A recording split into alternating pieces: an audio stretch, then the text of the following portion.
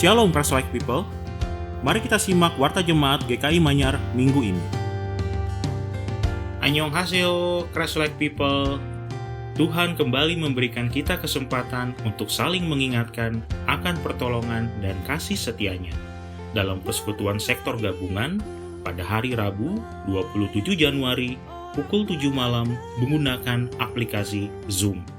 Bersama Ibu Rizka Yoniarti, kita akan belajar mengimani dalam segala keadaan. It is well with my soul. Mari, dengan setia kita saling merawat dan memperhatikan. Sampai berjumpa, sarange. Demikian Warta Jemaat GKI Manyar minggu ini. Selamat hari Minggu, selamat beribadah. Tuhan Yesus memberkati.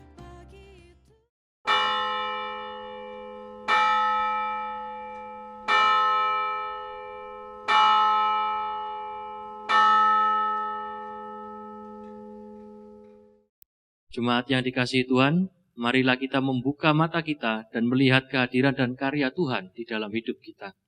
Bahwa sesungguhnya Ia baik, bahwasanya untuk selama-lamanya kasih setianya. Terpujilah Tuhan, kasih-Nya besar atas kita.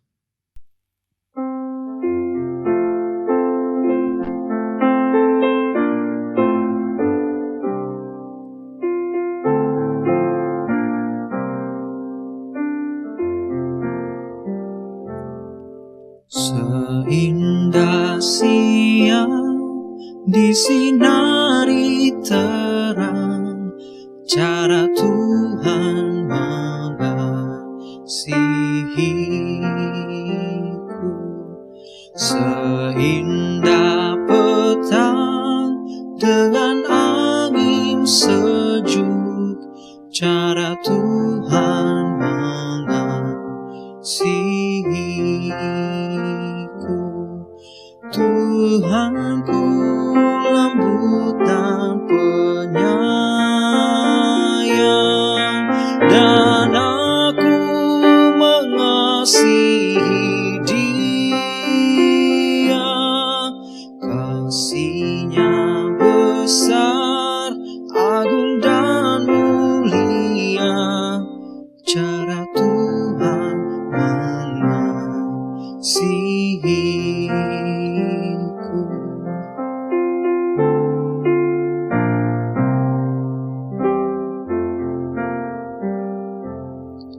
Sedalamnya laut, seluas angkasa, cara Tuhan mengasihiku. Seharum kembang yang tetap semerbak, cara Tuhan mengasihiku.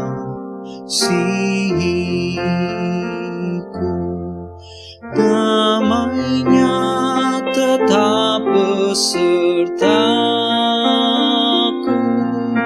dan sorgalah pengharapanku. Hidupku tentram, ku nikmati penuh, cara Tuhan mengasihiku.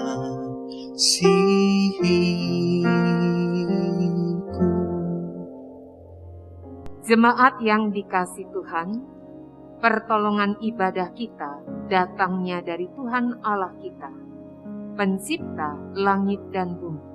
Dia Allah yang tidak pernah meninggalkan kita buatan tangannya.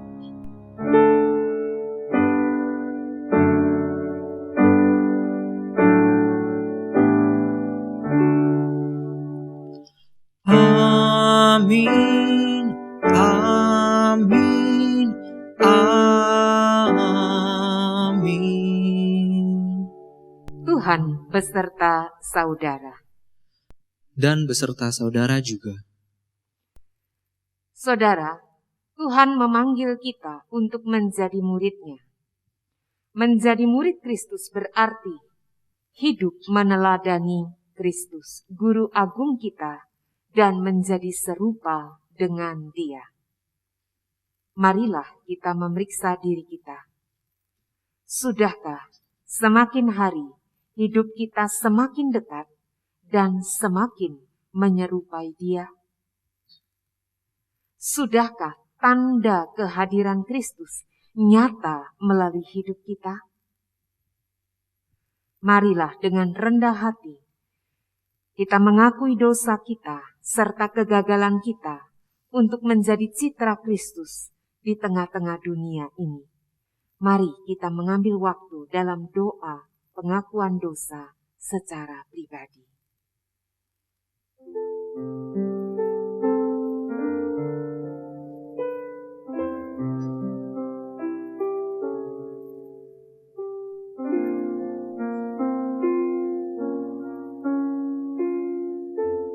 Inilah kami ya Tuhan.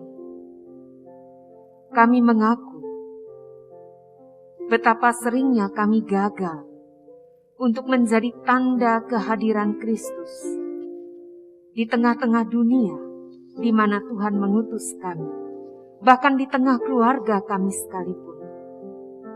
Ampuni kami ya Tuhan. Bahkan tidak jarang kami mengabaikan Tuhan. Kami hanya ingat Tuhan ketika kami sedang dalam kesulitan dan saat kami membutuhkan pertolongan. Tapi dengan segera kami melupakan Tuhan ketika hidup kami terasa baik saja. Ampuni kami Tuhan. Ampuni kami. Jika kami seringkali mendukacitakan Tuhan dengan cara mendukacitakan hati sesama kami. Ampuni untuk kata-kata kami. Ampuni untuk perilaku kami. Ampuni untuk perkataan, untuk pikiran kami. Ya Kristus, kami mohon, baharuilah kami. Kami mau mendengarkan Tuhan. Bimbinglah kami. Di dalam rahmat-Mu kami mohon. Amin.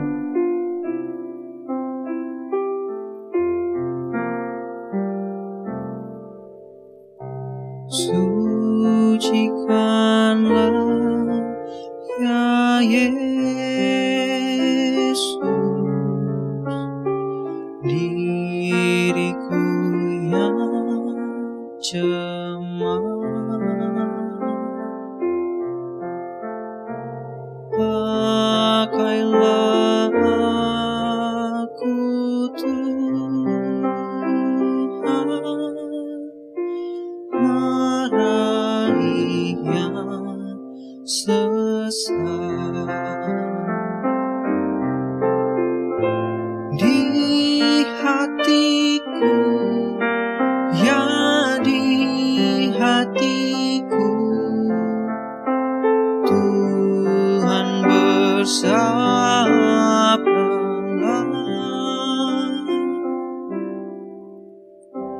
Ku berserah, pasrah penuh, bersabdalah ya Tuhan.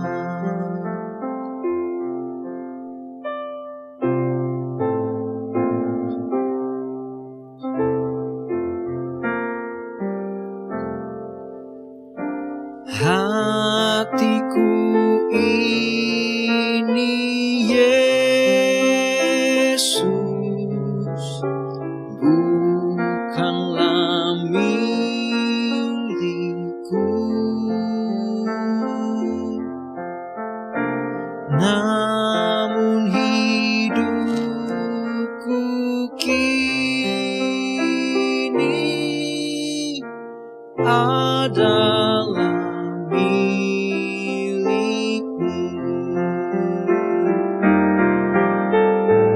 Di hatiku, ya di hatiku, Tuhan bersabdalah.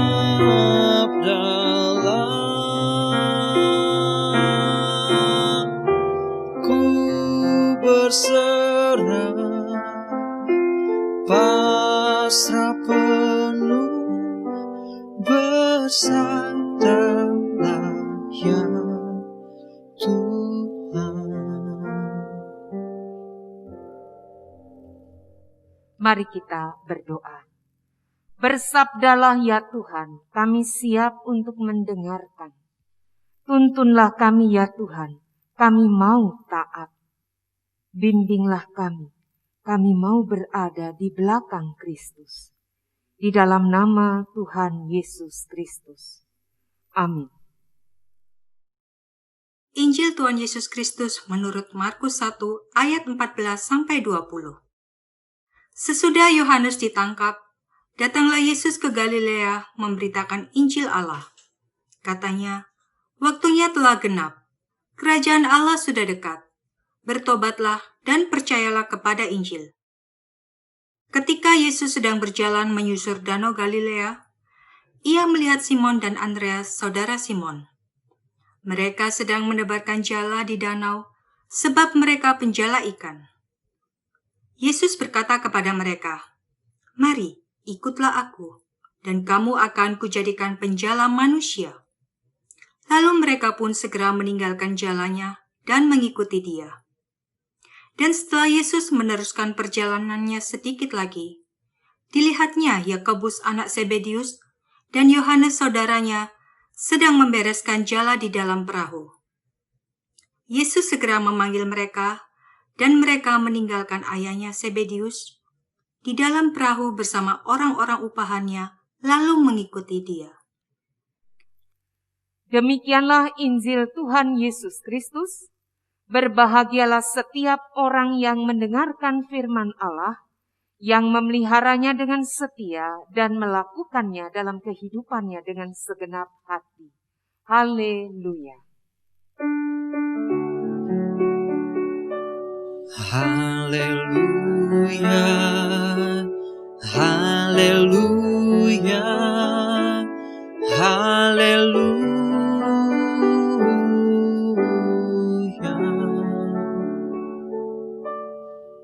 Jemaat yang dikasih Tuhan, pada liturgi persembahan pada ibadah hari ini, kita akan menyanyikan lagu NKB 216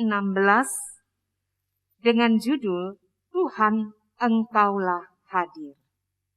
Saudara tahu lagu ini? Saudara ingat? Ya, menurut saya lagu ini sangat indah. Dan setiap kali menyanyikan lagu ini saya tak kuasa menahan haru. Saya mencoba, jujur saudara, saya sudah mencoba mencari latar belakang di balik kisah penciptaan lagu ini. Namun saya tidak berhasil menemukannya. Jika Anda bisa menemukan atau berhasil menemukan, boleh dong bagi pada saya ya. Saya belum berhasil menemukan, saya hanya menemukan keterangan di bawah lagu yang menuliskan bahwa aslinya syair lagu ini ditulis oleh Enmedio de la Vida dan Mortimer Arias, yang kemudian diterjemahkan oleh H.A. Pandopo. H.A. Pandopo adalah seorang Belanda yang aslinya bernama Van Dop, tapi begitu cintanya pada Indonesia, beliau mengganti namanya ya, Pandopo gitu ya. Seorang Kristen yang sangat baik ya. Pada tahun 84, lagu ini diterjemahkan oleh H.A. Pandopo pada tahun 84. Berarti asumsinya lagu ini telah diciptakan sebelum 84 ya, sebelum tahun 1984. Nah, nada lagu ini berasa seperti lagu, saudara ntar kita lihat ya. Nada lagu ini digubah oleh Antonio Auza. Ada keterangan pencipta lagu ini berasal dari Bolivia. Saudara tahu lagu ini?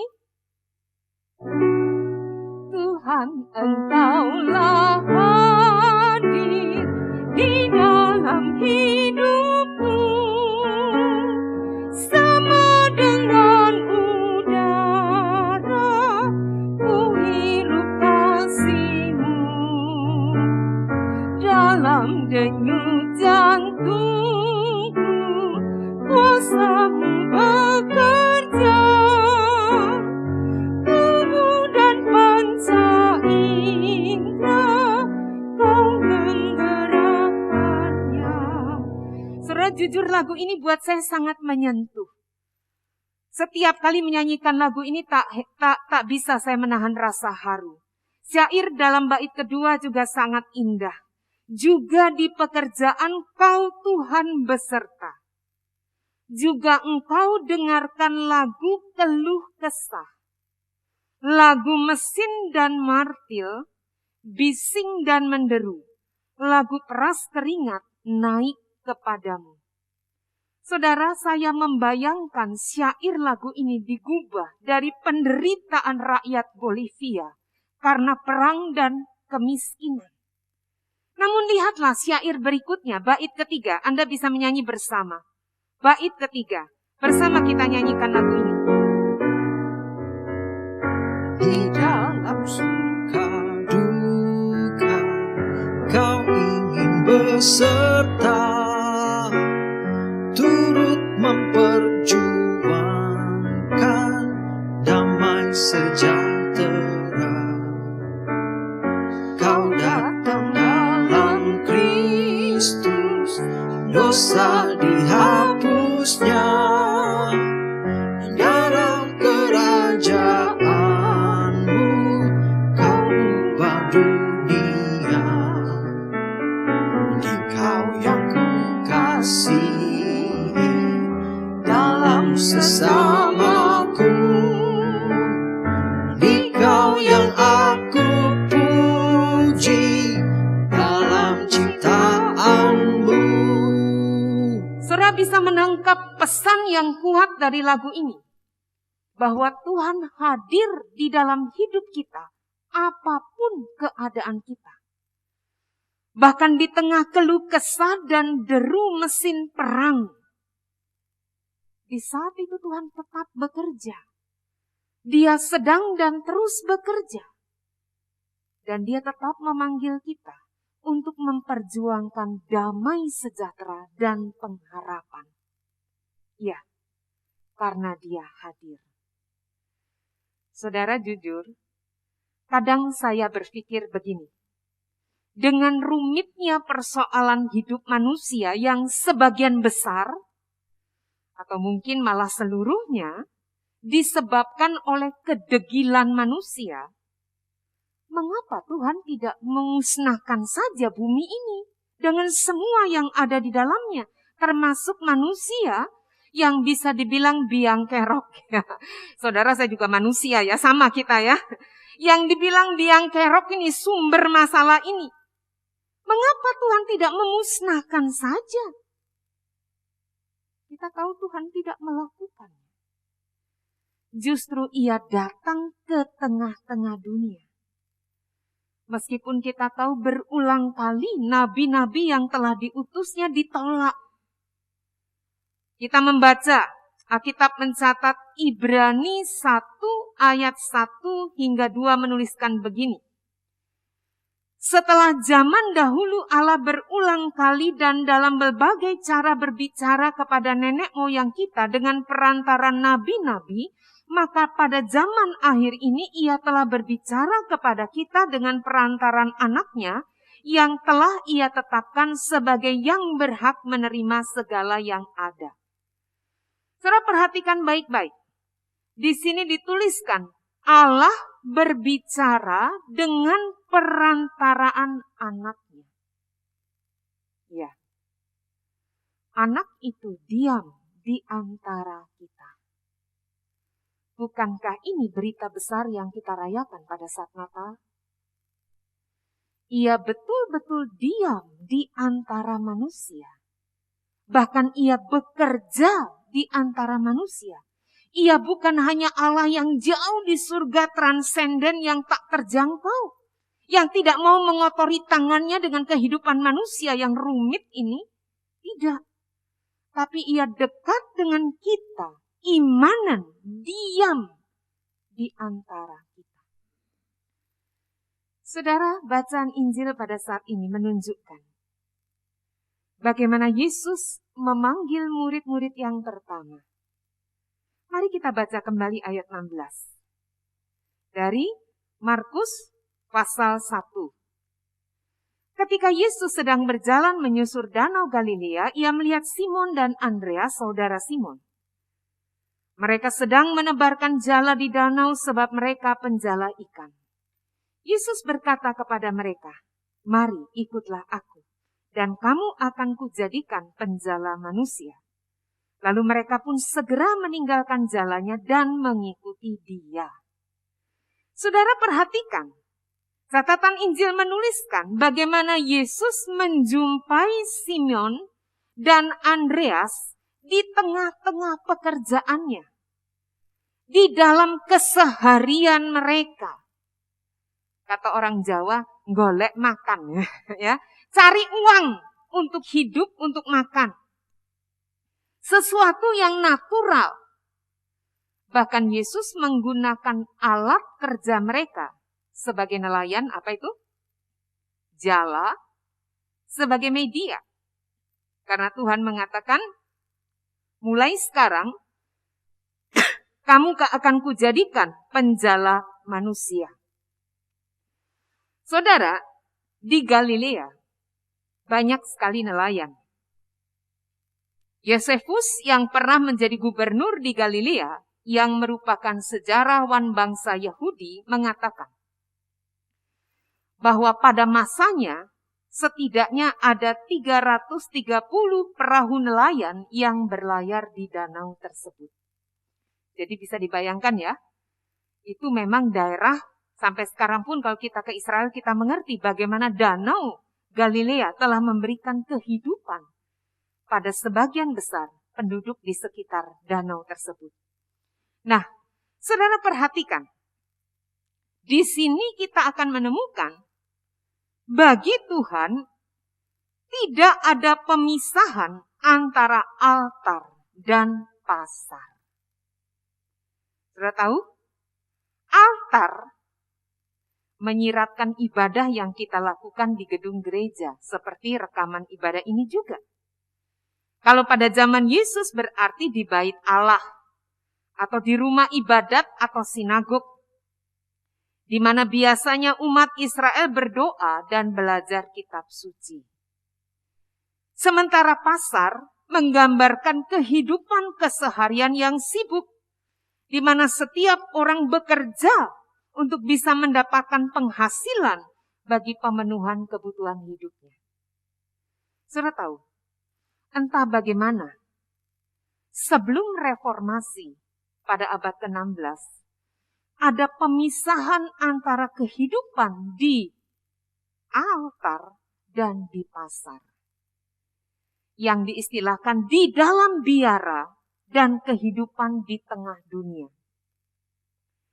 Para klerus atau rohaniwan dianggap lebih kudus daripada pedagang atau petani pada masa itu. Mereka yang melayani di gereja dipandang lebih rohani daripada mereka yang bekerja sebagai pegawai atau pengusaha. Ada pemisahan yang tajam. Seolah-olah kalau zaman sekarang menjadi pendeta jauh lebih kudus daripada menjadi pedagang atau jadi pegawai. Kira-kira demikian kalau konteks sekarang. Tapi pada masa itu yang terjadi. Nah, ajaran Martin Luther tentang panggilan dan tentang imamat orang percaya. Saudara ingat itu ya? Bagaimana Martin Luther terus-menerus mengajarkan bahwa yang dipanggil untuk menjadi imam atau dipanggil untuk melayani, yang bisa datang kepada Allah adalah setiap orang percaya. Maka disebut imamat orang percaya telah memicu perubahan secara radikal dalam cara pandang orang percaya terhadap kehidupan dan terhadap dunia ini. Maka runtuhlah tembok-tembok pemisah yang hierarkis antara imam dan awam. Imam rohaniwan dianggap lebih tinggi. Runtuhlah itu. Biara dianggap lebih kudus daripada dunia. Runtuh. Doa dianggap lebih suci daripada kerja. Runtuhlah tembok itu. Artinya apa? Menjadi pedagang tidaklah lebih rendah daripada menjadi imam, atau pendeta hari ini ya. Bekerja di dunia usaha tidaklah lebih hina daripada bekerja di lingkungan gereja. Bekerja tidaklah kurang mulia dibandingkan doa. Saudara, artinya doa dan kerja sama-sama mulianya, gitu ya. Saudara, sebab Martin Luther mengatakan apa? Dunia ini adalah biara kita. Ya, Martin Luther seorang rahib ya, di mana setiap orang dapat berjumpa dengan Kristus dan melakukan panggilan Allah. Saudara paham ya? Jadi, melakukan panggilan Allah tidak melulu berada dalam sebuah gereja, biara, atau dilakukan oleh para rohaniwan, imam pendeta. Tetapi setiap orang, karena dunia ini adalah biara, di mana setiap orang dapat berjumpa dengan Kristus. Kristus tidak hanya ada di dalam gereja. Amin, saudara. Kristus ada di dalam pekerjaan kita. Ya. Di dalam peluh keringat kita. Ia ada di dalam rumah tangga kita. Ia ada di kamar-kamar isolasi. Ya, ia menjumpai kita dalam keadaan kita apa adanya saat ini. Dalam keseharian kita. Kristus ada juga di tempat pengungsian.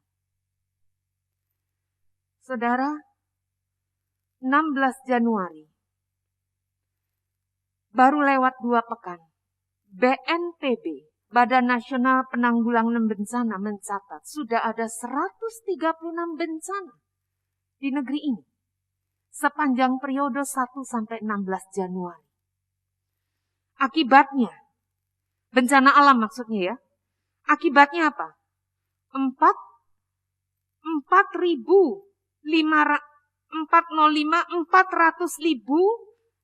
waduh saya nggak bisa baca nih, 405584, itu cara baca gitu, 405.584 orang yang terdampak dan mengungsi.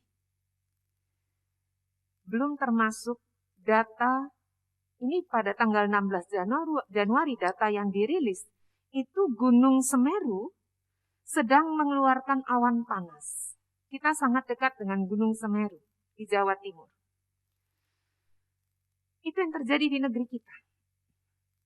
Bencana alam yang besar terjadi di gempa di Majene, Sulawesi Barat. Saya mencoba menghubungi seorang rekan pendeta, seorang ibu pendeta, seorang rekan yang berada di sana tidak bisa. Beliau dari gereja GKSD. Belum lagi banjir di Kalimantan Selatan. Tim GKI saat ini sudah mencoba berkomunikasi.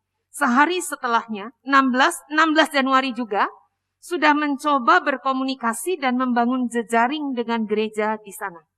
Tim GKI, tim kita, tim Gerakan Kemanusiaan Indonesia.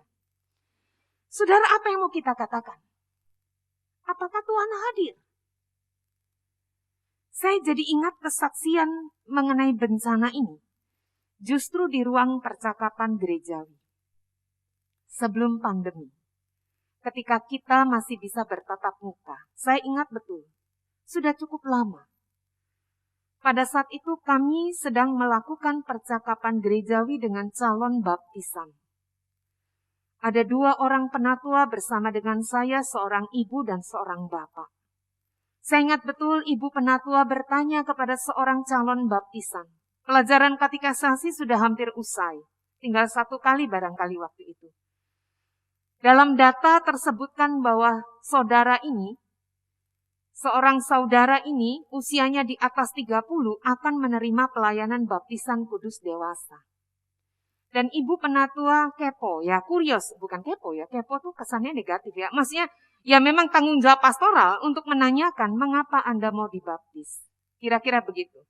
Apakah Anda berasal dari latar belakang keluarga Kristen? Saudara kita ini mengatakan tidak. Saya bukan dari keluarga Kristen. Lantas mengapa Anda mau dibaptis? Perjalanannya panjang, Bu. Ia mengatakan demikian. Seorang pemuda, kurang lebih 30 lebih sedikit ya, ia mengatakan, saya kuliah terlambat, Bu. Saya mengumpulkan uang, bekerja, kemudian saya kuliah. Ketika saya kuliah di usia dewasa, ketika itu di kampus saya sedang dibuka pendaftaran relawan untuk menolong para korban gempa di Jogja. Saya mendaftar dari Surabaya. Maka saya ditempatkan di Klaten. Anda tahu Klaten? Kalau gempa terjadi di Jogja, pastinya Klaten akan terdampak karena tidak terlampau jauh. Mungkin seperti kita ke Sidoarjo begitu ya, kira-kira. Nah, ia mengatakan, saya ditempatkan di Klaten. Suatu pagi, saya melihat seorang anak kecil sedang menangis. Saya dekati dia. Saya tanya, Dek, kenapa kamu menangis? Kamu cari bapak ibumu, ta? Anak itu mengatakan, tidak. Aku mencari Alkitabku. Saya tertegun sejenak lalu saya membantu dia sampai dia menemukan Alkitabnya. Ketika dia menemukan kitab suci itu, dia begitu senang, dia peluk, dia cium, begitu rupa seperti benda berharga yang, saya belum pernah melihat pemandangan seperti ini. Saya hanya tahu seorang anak kalau ketemu mainannya akan senang, ketemu makanan kesukaannya akan senang, tapi saya belum pernah lihat seorang anak menemukan kitab sucinya berperilaku sedemikian. Sejak itu, saya mengamat-amati keluarga ini. Saya memutuskan mengamati keluarga ini. Dan saya menemukan kesimpulan. Nah, ini yang menyentuh ya. Saya menemukan bahwa ternyata bencana, musibah itu tidak kenal orang. Mau kaya, mau miskin, mau laki, mau perempuan, mau orang berpendidikan tinggi atau tidak, status sosialnya kayak apa, warna kulit, agama. Bencana bisa menimpa siapa saja. Saat itu saya tertegun ketika ia mengatakan itu. Mengapa? Karena saya masih mendengar begitu banyak orang Kristen yang ingin diluputkan dari bencana atau bersyukur luput dari bencana tapi tidak peduli pada orang yang di luar Kristen. Rasanya mau privilege, hak istimewa gitu ya. Aku kok gitu ya. Ya mungkin perasaan ini berlebihan tapi kebetulan hari-hari itu terjadi, saudara ingat, itu saya ingat betul setelah tsunami di Aceh. Gempa di Jogja. Pada sebelum gempa di Jogja, ada gempa seingat saya di Nabire. Di Nabire entah gempa atau apa, gempa di Nabire. Ketika tsunami di Aceh, apakah orang Kristen berbela rasa? Kita mau bilang apa? Kita mau bilang bahwa mereka tidak sama dengan kita kah? Mereka sama. Mereka sesama manusia. Saudara, ketika dia mengatakan itu hati saya tersentuh sampai sekarang saya tidak lupa.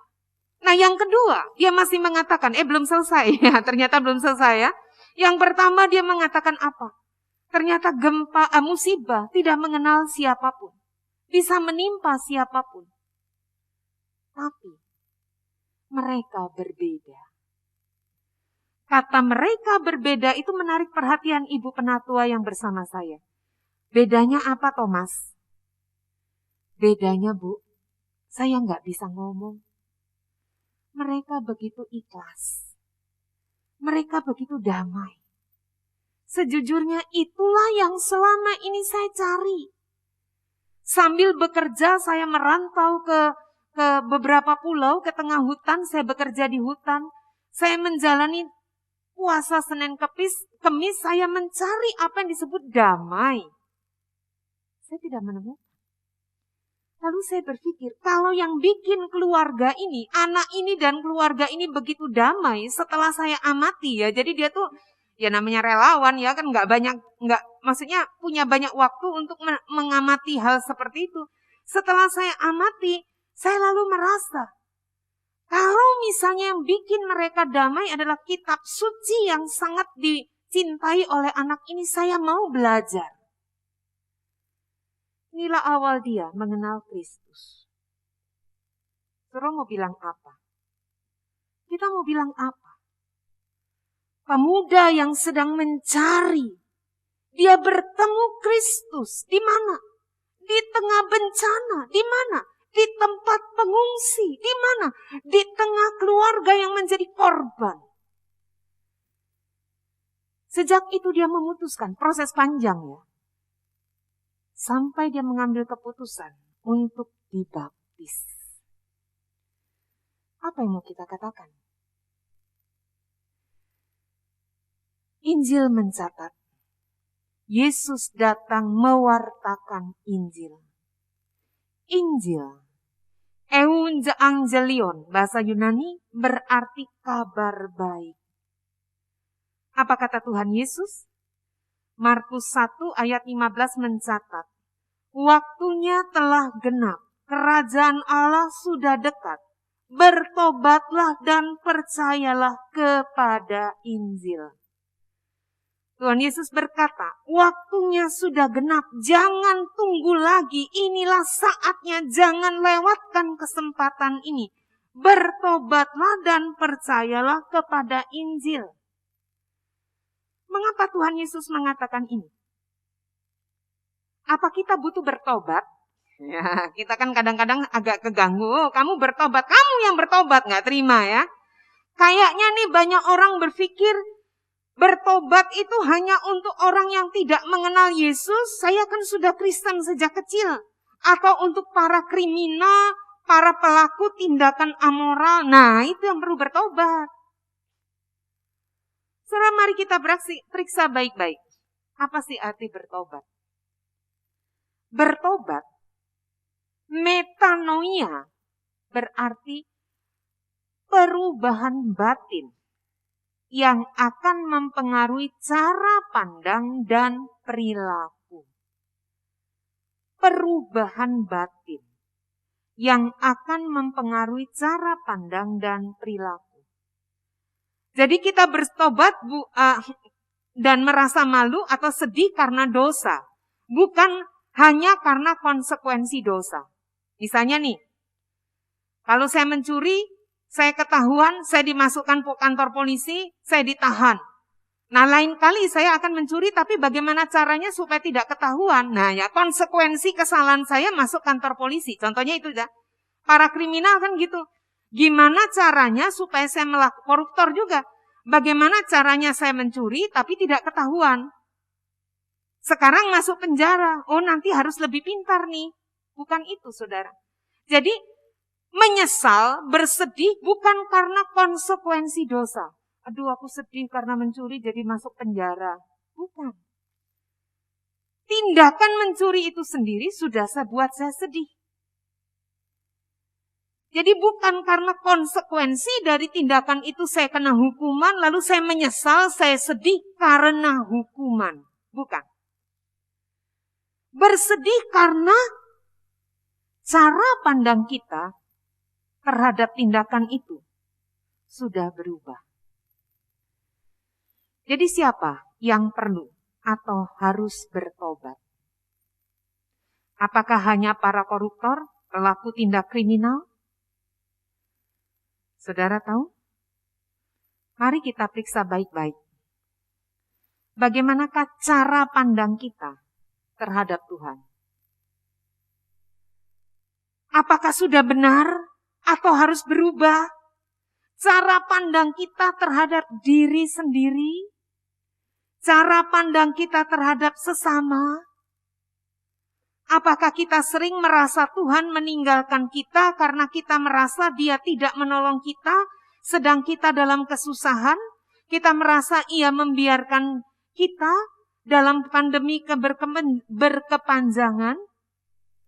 Mengapa kita tidak bertanya, di mana Tuhan saat ini? Apa yang Tuhan kehendaki saya lakukan bagi diri saya dan bagi sesama? Sejujurnya nih, kita seringkali mau enaknya saja. Betul atau betul Bapak Ibu? Kita berpikir asal saya berdoa, mestinya akan terjadi mujizat.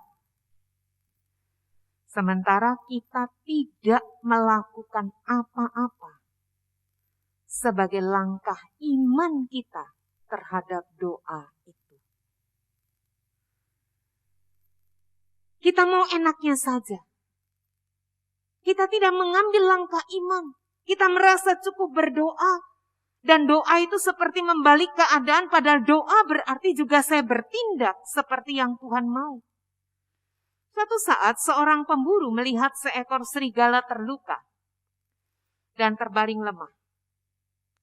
Ia takjub karena melihat serigala itu bisa bertahan hidup. Padahal jelas ia tidak bisa mencari makanan sendiri. Sampai satu saat dia menemukan, ternyata ada seekor harimau yang membawa buruannya, binatang buruannya, dan makan di dekat si serigala. Makan tuh harimau. Setelah selesai makan, harimau meninggalkan hewan yang sudah, hewan buruannya, makanannya begitu saja. Pelan-pelan serigala beringsut mendekati makanan itu dan dia makan. Jadi, harimau itu meninggalkan makanan buat serigala. Kira-kira gitu ya. Si pemburu takjub. Wah, Tuhan itu ajaib ya. Tuhan peliharakan serigala dengan cara ajaib. Tuhan gerakkan harimau, meskipun harimau beda sama manusia, tapi kok ya bisa makannya kok ya di situ. Dan di situ saja. Lain kali juga di situ lagi, gitu ya. Kok bisa nggak di tempat lain? Wah, akhirnya dia putuskan apa? Aku mau tinggal di rumah. Aku mau membuktikan, kalau serigala saja dipelihara, apalagi diriku. Kata Tuhan Yesus, burung pipit saja dipelihara, ya, dia di rumah. Satu hari dia tunggu, ada orang yang kirim makanan? Nggak ada. 2 hari, dia tunggu, nggak ada. 3 hari, 4 hari, dia mulai gusar. 5 hari, dia protes sama Tuhan. Tuhan, masa serigala Tuhan kirimi makanan melalui harimau? Aku nih manusia katanya lebih berharga. Aku nih dicintai tidak sih? Tuhan bilang begini. Ini kisah imajiner ya adik-adik ya. Tuhan bilang gini, Dul. Kalau orang Surabaya kan ngomongin Dul gitu ya. Kamu tahu tidak siapa yang suruh kamu jadi serigala? Diam di rumah, tidak bekerja, tidak berbuat apa-apa. Siapa yang suruh kamu jadi serigala? Aku minta kamu menjadi seperti harimau yang justru memberi makan orang-orang yang lumpuh seperti serigala itu. Saudara, apa pendapat Anda untuk kisah ini? Kita mau enaknya? Ya. Dalam banyak hal kita harus bertobat. Ya. Dalam banyak hal cara pandang kita tentang hidup, tentang diri kita, tentang sesama, tentang Tuhan memang harus diluruskan. Itulah pertobatan terus-menerus. Semakin kita dekat pada Tuhan, semakin kita mengalami kehadirannya, percayalah saudara, kita akan terus-menerus dibersihkan dari cara pandang atau apapun yang jauh dari perkenan Tuhan. Artinya, disitulah kita harus bertobat. Saudara percaya itu? Suka atau tidak suka? Seorang rekan saya pendeta mengatakan saya bertobat di masa pandemi ini. Orang mungkin berkata, bertobat apa? Apa dia kriminal? Tidak. Dia sedang mengatakan apa? Dulu saya tidak punya banyak waktu mendengarkan jemaat berkeluh kesah. Sekarang, saya dipaksa untuk mendengar dan Tuhan tunjukkan ini loh yang harusnya kamu lakukan. Itu bertobat, iya. Itu contoh. Tinggal Anda daftarkan. Semakin hari, apakah kita menjadi semakin dekat, semakin serupa dengan Kristus? Apakah tanda kehadiran Kristus semakin nyata terlihat dalam hidup kita? Melalui apa yang kita pikirkan? Yang mungkin orang tidak selalu tahu. Melalui apa yang kita katakan? Melalui apa yang kita lakukan? Bagaimana cara kita menggunakan waktu kita? Bagaimana cara kita menggunakan uang kita? Bagaimana cara kita menggunakan kemampuan kita? Menggunakan pengalaman kita, jabatan kita semua. Apakah itu semua menjadi tanda kehadiran Kristus? Ingat, Tuhan ada di tengah kita.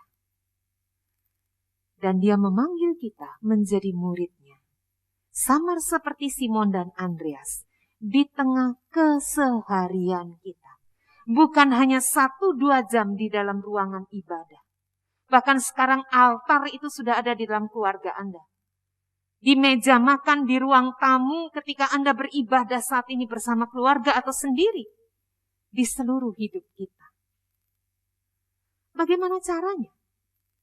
Mungkin saudara bertanya, saya sering lupa loh. Kadang-kadang kalau saya sudah kalut, sedang kejepit, sudah nggak bisa mikir Tuhan. Akhirnya saya mengambil tindakan yang ceroboh. Saya malah melukai Tuhan dan menyakiti sesama. Mulut ini nggak bisa dijaga. Pikiran ini nggak bisa dikontrol. Gimana caranya? Karena itulah yang dicari banyak orang. Yang menjadi rahasia hidup yang disebut bahasa kerennya hidup kontemplatif. Hidup kontemplatif adalah hidup yang berpusat pada Tuhan. Saudara bisa. Cara sederhana. Anda bisa melakukan latihan rohani seperti ini. Setiap kali Anda menarik nafas, setiap kali Anda menghembuskan nafas, tentu dalam keadaan tenang ya, sebut nama Tuhan Yesus. Dalam hati, sambil Anda tetap terhubung, mengingat Dia. Ada lagu yang bisa menolong kita. Jika Anda tahu lagu Amazing Grace, Kidung Jemaat 40, lagu itu sederhana. Saudara boleh tidak hafal lagunya, syairnya, tapi nadanya pasti ingat kan? Kita akan menyanyi lagu ini dan menggantikan setiap syair dengan menyebut nama Yesus. Hanya itu. Itu pun doa. Mari kita mengambil waktu teduh dan biarkan nama itu berkumandang dalam hati kita. Kita sebut nama itu. Kita mengimani Dia hadir. Dia ada dalam hidup kita. Yesus, Yesus, Yesus. Kita sebut nama itu.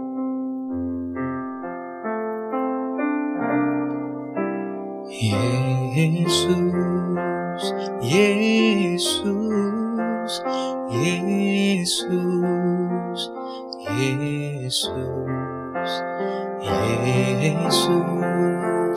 Yesus, Yesus, Yesus, Yesus, Yesus,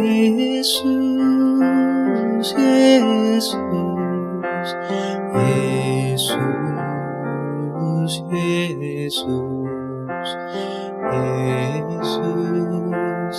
Yesus. Sekali lagi kita sebut nama Yesus. Yesus, Yesus.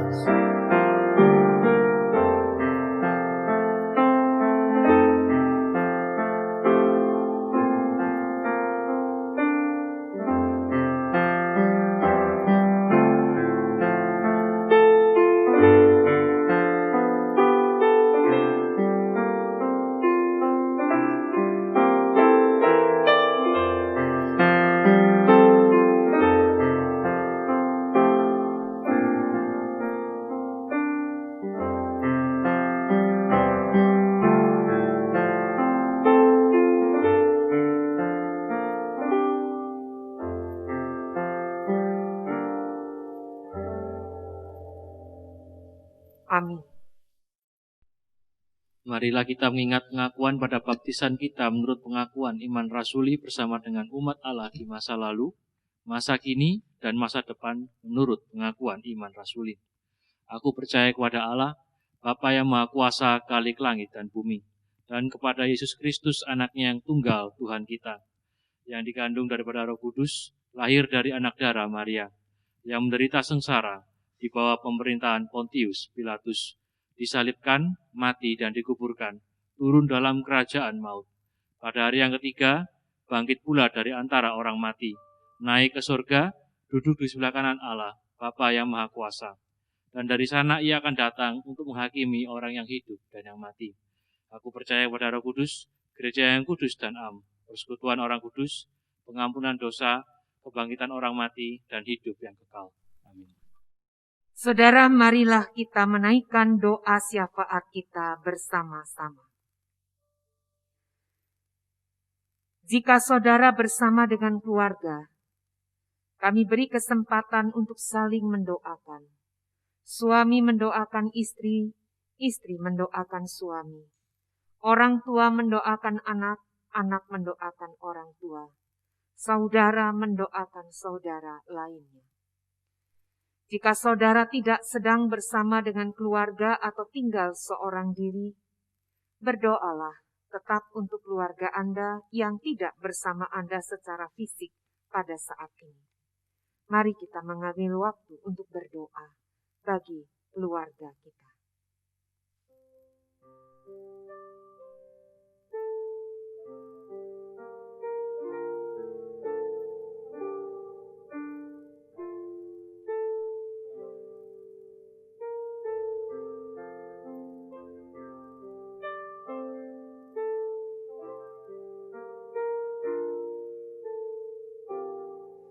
Marilah kita berdoa, menaikkan syafaat kita bagi saudara-saudara kita yang saat ini berjuang untuk kesembuhannya.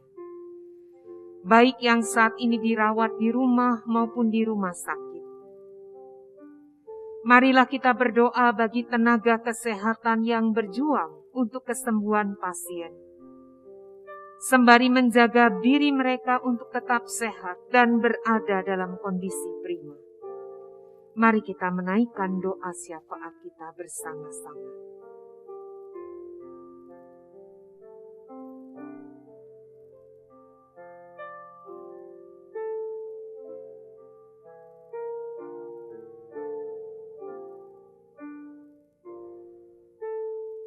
Marilah kita berdoa bagi saudara-saudara kita yang berjuang untuk mengatasi depresi, kesepian dan ketakutan karena kondisi pandemi yang berkepanjangan ini. Marilah kita berdoa bagi saudara-saudara kita yang kehilangan pekerjaan atau penurunan pendapatan sementara kebutuhan hidup mereka tidaklah berkurang. Mari kita dengan sehati menaikkan syafaat kita.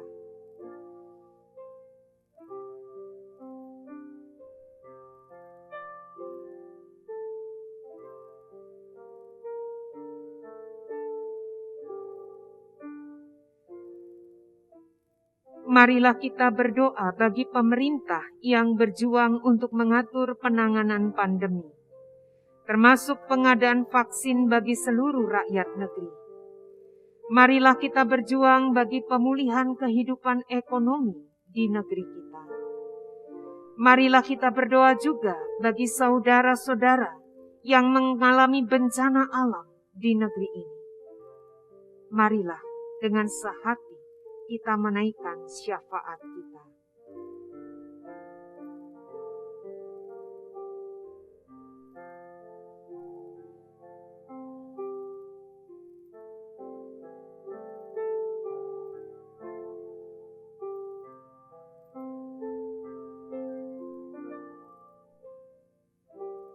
Ya Tuhan, seluruh doa ini kami imani di dalam nama Tuhan Yesus, yang mengajarkan kepada kami untuk berdoa. Bapa kami yang di sorga, dikuduskanlah namamu, datanglah kerajaanmu, jadilah kehendakmu di bumi seperti di sorga. Berikanlah kami pada hari ini makanan kami yang secukupnya, dan ampunilah kami akan kesalahan kami, seperti kami juga mengampuni orang yang bersalah kepada kami.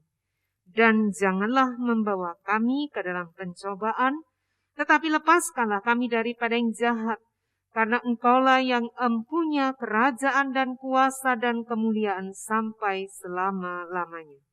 Amin. marilah kita mengungkapkan syukur melalui persembahan kita. Jemaat dapat memberikan persembahan melalui transfer ke rekening bank GKI Manyar yang tertera di layar, melalui pemindaian atau scan QR Code GKI Manyar, atau mengumpulkan persembahan dalam amplop khusus yang dapat dibawa setiap saat untuk dimasukkan di dalam lemari besi yang diperuntukkan khusus sebagai kotak persembahan yang tersedia di pintu ruang ibadah. Jika mengalami kesulitan untuk mengantar persembahan, jemaat juga dapat menghubungi staf kantor gereja untuk pengambilan amplop persembahan di rumah masing-masing. Sembari mengaturkan persembahan kita, marilah kita mengingat bahwa Tuhan hadir dalam setiap segi hidup kita. Karena itu benarlah nasihat yang mengatakan, apapun juga yang kamu perbuatlah dengan segenap hatimu seperti untuk Tuhan dan bukan untuk manusia. Kolose 3 ayat yang ke-23.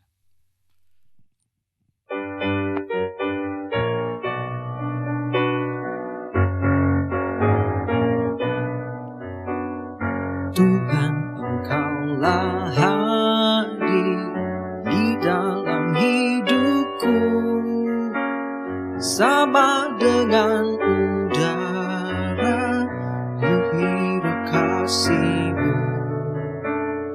dalam denyut jantungku. Kuasa-Mu bekerja, tubuh dan panca indera Kau menggerakkannya. Di Kau yang ku kasihi dalam sesamaku, di Kau yang aku puji dalam ciptaan-Mu.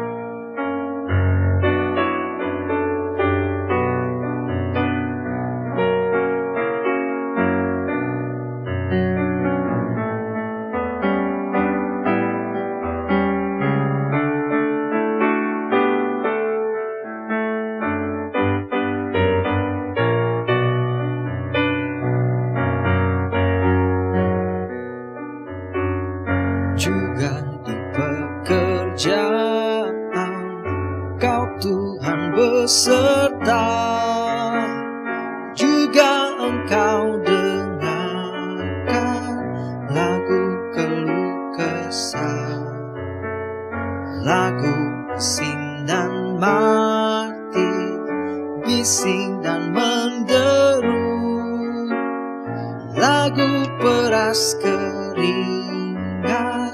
naik kepadamu. Di Kau yang ku kasihi dalam sesamaku, di Kau yang aku puji dalam ciptaan-Mu. Mari kita bawa persembahan kita di dalam doa. Ya Tuhan Yesus, kami mengucap syukur Tuhan untuk hari yang mana kami boleh beribadah Tuhan pada hari Minggu ini meskipun secara online ya Tuhan. Dan saat ini Tuhan kami bersyukur kalau kami juga boleh membawa persembahan kami ini Tuhan dalam hadirat-Mu ya Tuhan. Kiranya Engkau sendiri ya Tuhan memberikan berkat dan hikmat-Mu untuk orang-orang yang dipercaya Tuhan untuk mengelola persembahan ini ya Tuhan. Biarlah Engkau sendiri ya Tuhan yang memberikan rencana-Mu, rancangan-Mu Tuhan, sehingga setiap persembahan yang boleh diberikan ini boleh terpakai dengan efektif ya Tuhan. Dan kami juga mengucap syukur ya Tuhan, kalau kami masih juga diberi kepercayaan Tuhan untuk memberikan persembahan ini Tuhan di dalam masa pandemi ini ya Tuhan. Kami berharap Tuhan Engkau ubah setiap hati kami ya Tuhan, mungkin dalam pergumulan kami, dalam pekerjaan kami ya Tuhan. Kiranya Engkau sendiri ya Tuhan yang mencukupi kami, Engkau sendiri ya Tuhan yang juga menenangkan hati kami Tuhan di dalam segala pergumulan hidup yang harus kami jalani ya Tuhan. Terima kasih ya Tuhan, kami percaya Tuhan Engkau selalu berada beserta dengan kami dimanapun dan kapanpun ya Tuhan. Dan kami bawa Tuhan persembahan kami ini Tuhan hanya dalam nama Tuhan Yesus Kristus. Haleluya. Amin. Jadi siapa yang ada di dalam Kristus, ia adalah ciptaan yang baru. Yang lama sudah berlalu, sesungguhnya yang baru sudah datang. Kiranya kerajaan Allah dan kehendak-Nya di tengah-tengah dunia ini nyata di dalam dan melalui kita.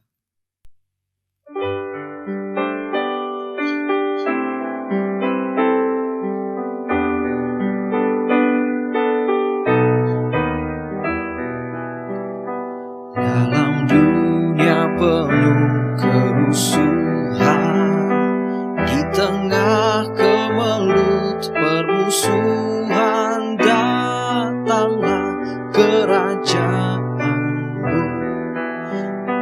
Di gereja yang harus bersatu, agar nyata manusia baru, datanglah kerajaanmu. Datanglah, datanglah, datanglah kerajaanmu. Dalam harunya penuh bentangan, dengan kasih, dengan kebenaran, datanglah kerajaanmu. Karena Kaulah ampunya semua, demi Kristus umat-Mu berdoa, datanglah kerajaanmu. Datanglah, datanglah, datanglah kerajaanmu. Mari kita arahkan hati kita kepada Kristus Tuhan kita. Terimalah berkat Tuhan. Tuhan memberkati engkau dan melindungi engkau. Tuhan menyinari engkau dengan wajah-Nya dan memberi engkau kasih karunia. Tuhan menghadapkan wajah-Nya kepadamu dan memberi engkau damai sejahtera.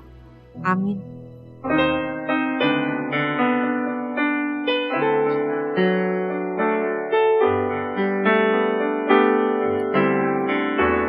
Kasih Tuhan mengiringimu, dan sayap-Nya melindungimu. Tangan Tuhan pegang di dalam hidupmu. Majulah dalam terang kasih-Nya.